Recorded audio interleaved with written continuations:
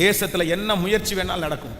நீங்க ஒரு பெரிய வெற்றியை அடைகிறீங்கன்னா உங்களுக்கு இருக்கிற பெரிய சவாலே என்ன தெரியுமா? நீங்க ஆண்டவரை நம்புறதா உங்களுக்கு பெரிய சவால். அதை நான் உங்களுக்கு சொல்லியிருக்கிறேன்.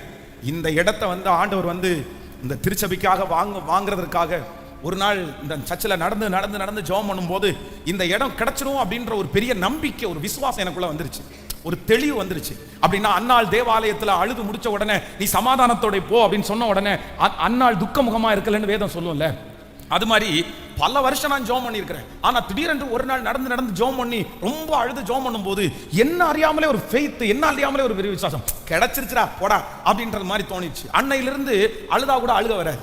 அன்னையிலிருந்து என்னால் அழவே முடியல, சந்தோஷப்பட்டு நன்றி நன்றி நன்றின்னு அப்படிதான் சொல்லிட்டு இருந்தேன்.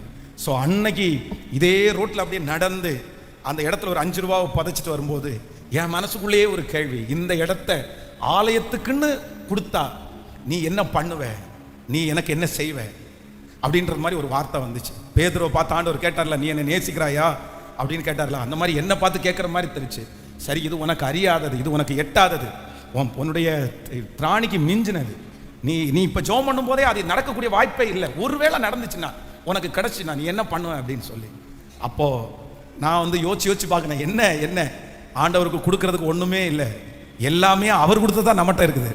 அவருக்கு என்ன கொடுக்கும்போது அப்போ என் கையை உயர்த்தி ஒரே ஒரு வார்த்தையை மட்டும் சொன்னேன், நான் உங்களை நம்புவேன், நான் உங்களை நம்புவேன், நான் உங்களை நம்புவேன். என் லைஃப்லயே, என்னுடைய லைஃப்லயே பெரியது என்னவா தெரிஞ்சுன்னா அது மட்டும்தான். நீ உங்களுக்கு இது புரியுதோ புரியலையோ, பாஸ்டர் நீங்க போய் இப்படி சொல்றீங்க, ஆண்டவரை நம்புறதா உங்களுக்கு பெரிய அச்சீவ்மென்ட் சொல்றீங்க. நம்ம நடந்து வருகிற பாதை அப்படிப்பட்டது, நம்ம வாழ்கிற உலகம் அப்படிப்பட்டது.